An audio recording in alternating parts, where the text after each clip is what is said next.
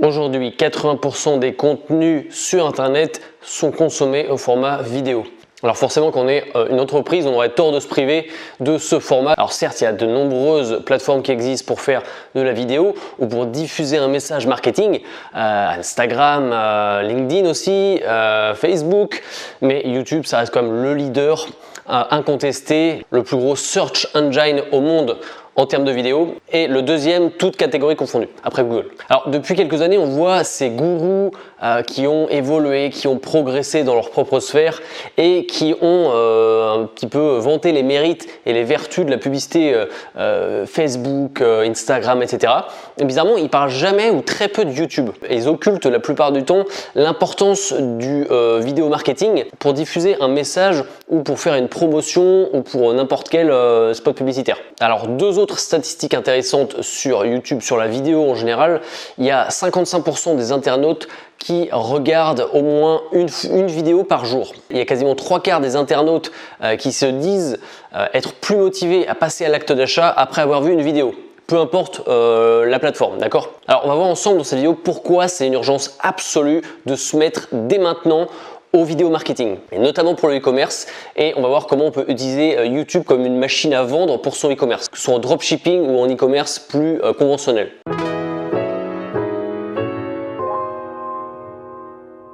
Alors tout d'abord, pourquoi YouTube est l'outil idéal pour vendre en vidéo?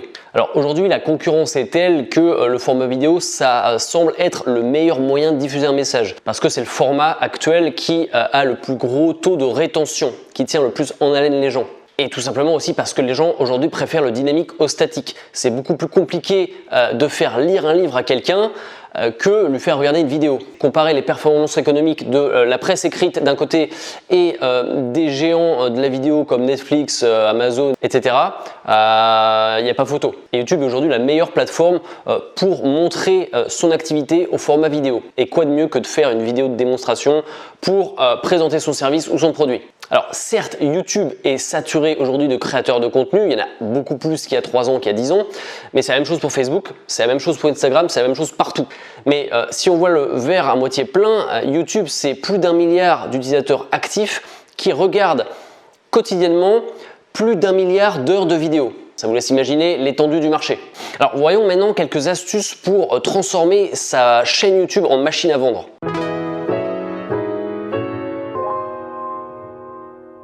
Alors on dit qu'un internaute doit voir un message au moins 7 fois pour vraiment l'imprimer dans son cerveau. C'est en tout cas ce qu'on recommande aux étudiants, de lire 7 fois leur cours avant de totalement l'imprimer. Bien sûr, c'est pas exact, ça dépend aussi de sa capacité à être focus sur une tâche. Alors en marketing, ce nombre de 7 peut être considérablement réduit si on fait preuve de créativité et d'originalité, d'accord? Et il y a 1001 façons d'être original, notamment avec le format vidéo. Par exemple, rien que sur cette vidéo, vous voyez que j'ai incrusté un fond vert pour y mettre une sorte de papier peint du logo de YouTube, enfin du branding de YouTube.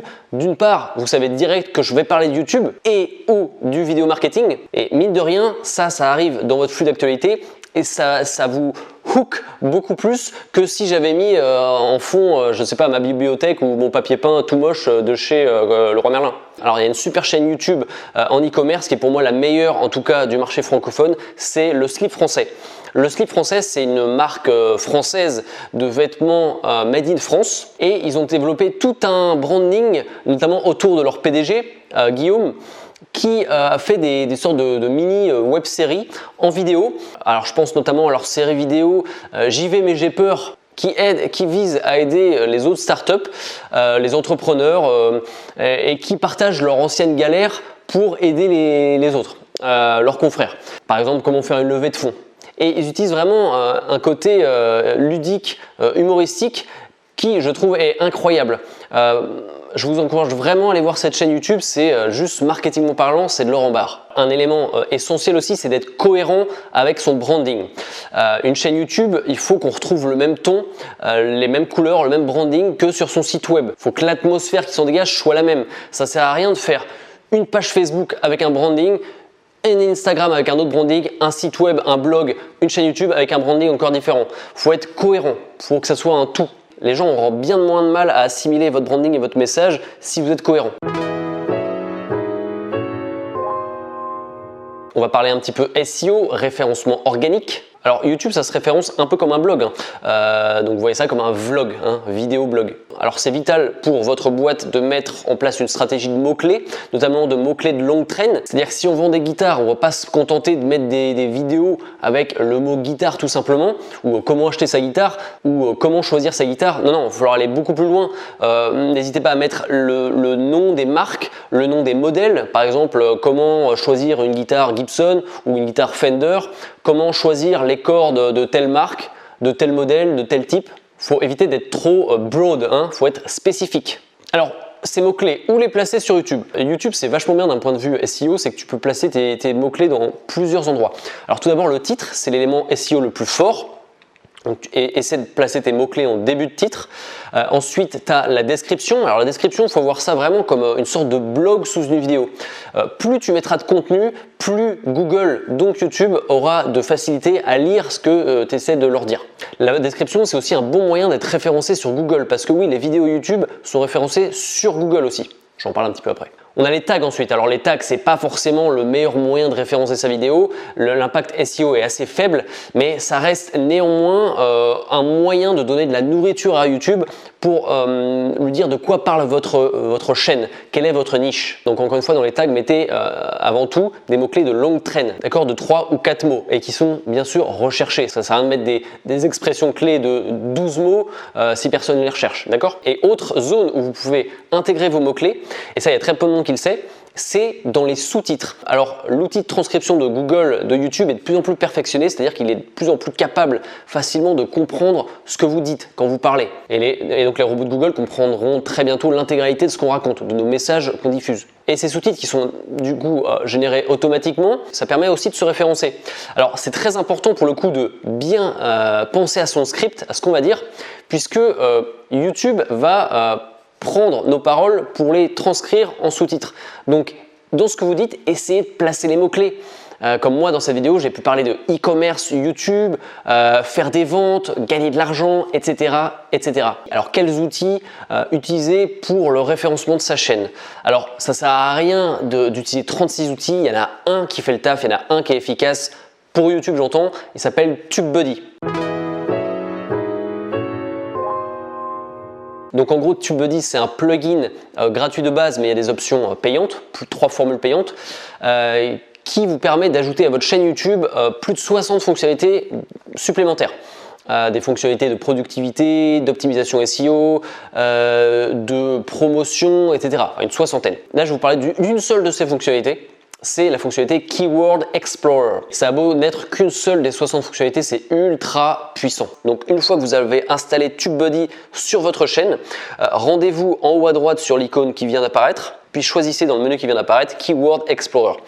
Une fenêtre s'ouvre et vous propose de rentrer une requête. Alors ici, dans mon exemple, je vais taper recette tartiflette, puis je clique sur Explore. Donc en un claquement de doigts, TubeBuddy m'a calculé un score relatif à cette requête. Alors ce score se base sur plusieurs choses: la concurrence sur cette requête, le volume de recherche et le niveau d'optimisation des vidéos qui se positionnent le mieux sur cette requête. Ici, TubeBuddy donne la note de 56 sur 100 à la requête recette tartiflette. Donc ça, c'est un moyen de savoir si cette requête est pertinente ou pas. Mais TubeBuddy va beaucoup plus loin. Il propose un système de pondération en prenant en compte la thématique de votre chaîne. Ça se matérialise par les onglets Weighted, donc qui veut dire pondéré, et Unweighted, non pondéré. Donc pour la même requête, recette tartiflette, et lorsque je me rends sur l'onglet Weighted, le score s'effondre et passe à 21 sur 100. Pourquoi ? Parce que TubeBuddy a détecté que ma chaîne ne parlait absolument pas de recettes de cuisine, de tartiflettes, etc. Donc en gros, cette petite fonction Weighted, pondérée, ça va permettre à TubeBuddy de prendre en compte votre niche pour ainsi ranker encore plus et apparaître encore plus comme un leader. Alors si maintenant je tape la requête croissance chaîne YouTube, en Unweighted, j'obtiens la note de 50 sur 100 et en Weighted, la note de 68 sur 100. Pourquoi ? Parce que YouTube a détecté que ma chaîne YouTube parle de croissance YouTube, de comment gagner de l'argent sur YouTube, de SEO YouTube, etc. Je vous le rappelle, TubeBuddy, ça fait le taf, inutile d'utiliser 56 autres outils. Alors comme je disais avant, un autre gros avantage de se positionner sur YouTube et d'utiliser YouTube comme un vecteur de trafic pour son entreprise, c'est que le trafic peut être aussi généré depuis Google. Faites le test avec n'importe quelle requête. Dans la plupart des cas, vous verrez apparaître sur les résultats de recherche des vidéos YouTube, donc généralement 3. Donc sur cette image, on voit que lorsque je tape TubeBuddy, il y a une de mes vidéos qui apparaît dans les premiers résultats. Donc en gros, en se nichant correctement, il est possible d'apparaître à la fois sur 2 plateformes à partir d'un seul contenu. Alors une des croyances populaires sur YouTube, c'est de penser que le succès s'évalue avec le nombre d'abonnés, le nombre de vues, etc. Donc bien sûr, rien n'est plus faux. Donc si on laisse notre ego se faire piéger par ces vanity metrics, on n'aura jamais de succès dans le business. En tout cas, pas avec YouTube. Ce qui compte dans un business, c'est de faire des ventes. Donc si votre chaîne YouTube compte beaucoup d'abonnés, beaucoup de vues par vidéo, mais que vous ne générez pas de ventes, ça sert strictement à rien. Si vous voulez gagner de l'argent avec YouTube, mais que vous avez uniquement pour objectif d'avoir plus d'abonnés, plus de vues, vous n'aurez pas plus d'argent. Ce qui compte, c'est ce qu'on a sur notre compte bancaire à la fin du mois. Ce n'est pas notre compteur de vues et d'abonnés, d'accord? Et la recette clé sur YouTube, comme pour un blog pour faire des ventes, c'est de capter l'intention de l'acheteur au bon moment. Comment augmenter ses ventes sur YouTube en captant l'intention d'achat? Alors la clé, c'est de choper l'internaute au moment où il s'apprête à acheter. Pour ça, il faut étudier la psychologie de l'acheteur. Donc, que fait un internaute qui s'apprête à acheter quelque chose sur Internet, sur Google? Logiquement, il va taper le nom du produit ou du service. Par exemple, s'il recherche des cosmétiques à base de bave d'escargot, il va rechercher bave d'escargot. Alors si votre chaîne est basée sur les cosmétiques naturels et qu'à un moment sur une vidéo particulière vous avez parlé de bave d'escargot, dans le titre, dans votre discours, dans la description, il est possible que l'internaute tombe sur votre vidéo. Et l'internaute, s'il a déjà une solution à son problème, qu'il cherche où trouver cette solution, il peut taper sur Google ou sur YouTube où trouver quelque chose, où trouver sa solution, où trouver de la bave d'escargot, ou où acheter de la bave d'escargot. Et donc si le titre de votre vidéo c'est où acheter de la bave d'escargot, il y a fort à parier que cette personne tombe dessus et achète directement depuis votre vidéo. Donc comprendre l'intention d'achat du consommateur, c'est essentiel, notamment sur YouTube. Alors, quel type de vidéo créer pour faire plus de ventes sur YouTube? Eh bien, comme je viens de le dire, les vidéos de type où trouver, où acheter. Encore une fois, c'est moins de vues et moins d'abonnés, mais plus de ventes. Après, ça dépend quelles sont vos priorités, votre ego ou votre compte en banque. Ensuite, on a les vidéos comment. Alors, comment, c'est le petit mot magique en langage Google qui veut dire « aide-moi à trouver une solution ». Donc, en gros, si vous arrivez à anticiper cette phrase commençant par « comment » et à en faire une vidéo, alors les ventes vont affluer. Par exemple, si votre niche c'est le traitement de la peau avec l'aloe vera. Alors, il y a un internaute qui va potentiellement taper sur Google ou sur YouTube comment traiter l'acné ou comment diminuer l'acné. Et vous, pour répondre à cette problématique, vous allez pouvoir créer une vidéo de type comment réduire l'acné naturellement avec l'aloe vera. Et là, clairement, ça peut matcher entre la requête et votre solution. Un autre exemple personnel, récemment j'ai voulu construire ce qu'on appelle une rétro station ou une station de rétro gaming. En gros, c'est une sorte de petit ordinateur qui te permet d'émuler environ toutes les consoles. Donc tu peux jouer à Pac-Man, à Zelda, à Tetris, à tout ce que tu veux. Sauf que j'avais aucune idée de comment faire, donc j'ai tapé comment installer une station de rétro gaming et je suis tombé sur une vidéo sur YouTube super bien faite où le mec expliquait tout de A à Z et notamment les pièces nécessaires pour construire cette station de rétro gaming. Et en gros, dans la description, il avait mis un lien pour chaque pièce et chaque lien redirigé vers Amazon via un lien affilié. Donc ici, il s'est récolté des commissions grâce à moi parce que je suis passé par tous ces affiliés, il a dû se faire, je sais pas, 15-20 euros peut-être. Et enfin, quelque chose qui marche bien, c'est de faire des vidéos de type review ou avis. Par exemple, avis sur telle station de rétro gaming. Avis sur la bave d'escargot, avis sur l'aloe vera, avis sur les pâtes le sucru. Alors un autre levier essentiel qu'on peut utiliser sur YouTube pour augmenter ses ventes, c'est la collaboration. Alors tout simplement collaborer avec d'autres marques, avec d'autres confrères, ou alors ce qui est plus courant, c'est de proposer à des influenceurs YouTube de faire la promotion de votre produit, de votre service, moyennant des commissions sur vente. C'est ce que font la plupart des gros youtubeurs. Je pense notamment à Thibaut InShape, donc qui est dans la muscu, dans le fitness. Lui, en gros, il met des liens sous ses vidéos et c'est des liens affiliés la plupart du temps, de parrainage. Et quand quelqu'un achète sur la boutique, après être passé par son lien, eh bien, il en récolte une commission de 10, 15, 20%. Alors lui, dans son cas, il a une audience jeune, donc pas forcément évident de la convertir, sauf qu'il joue sur le nombre. Par vidéo, il doit faire 1 million de vues, donc même s'il n'y en a que 0,1% qui achètent, ça fait toujours 1000 personnes, 1000 acheteurs potentiels par vidéo. Ça va, c'est pas mal. Alors, ne jamais oublier un appel à l'action, un call to action, un CTA. C'est tout bête, mais il y a des gens qui peuvent être intéressés par votre vidéo, mais qui, une fois qu'elle est terminée, s'en vont. Call to action, ça permet au début et à la fin de dire aux gens « Attendez, n'hésitez pas à aller voir ma boutique, il y a plein de trucs qui peuvent vous intéresser. » Voilà, donc pensez-y. YouTube met à votre disposition plusieurs outils pour rediriger les internautes. Donc tout d'abord la description. Vous pouvez mettre tout un tas de liens, les commentaires aussi. Les fiches, ce qu'on appelle les fiches, c'est-à-dire des petits appels à l'action que vous pouvez disséminer tout au long de votre vidéo. Et les écrans de fin. Les écrans de fin, c'est, comme son nom l'indique, les 20 dernières secondes d'une vidéo et il est possible de rediriger les gens vers une vidéo, une playlist ou vers un site web. Alors YouTube Ads, c'est aujourd'hui le canal de référencement payant le moins cher. C'est moins cher que Facebook, c'est moins cher qu'Instagram. Tout simplement parce que beaucoup de gens ont un frein mental à se dire la vidéo c'est compliqué, je ne sais pas faire, etc. Sauf que non, c'est pas compliqué. Avec un smartphone, vous pouvez faire ça en 10 minutes. En plus de ça, il y a des outils en ligne qui vous proposent de faire des films publicitaires sans vous montrer, avec des animations, etc.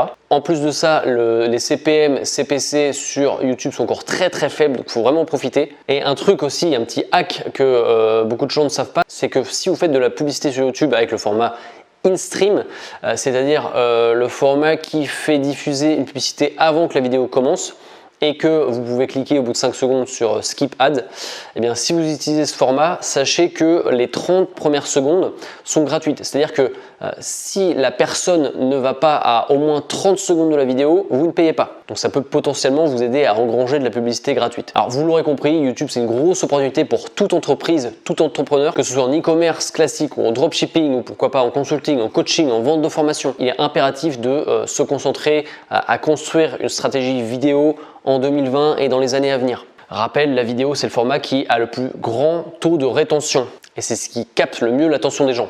Et je vous le rappelle, l'attention aujourd'hui c'est la denrée la plus rare. Ciao!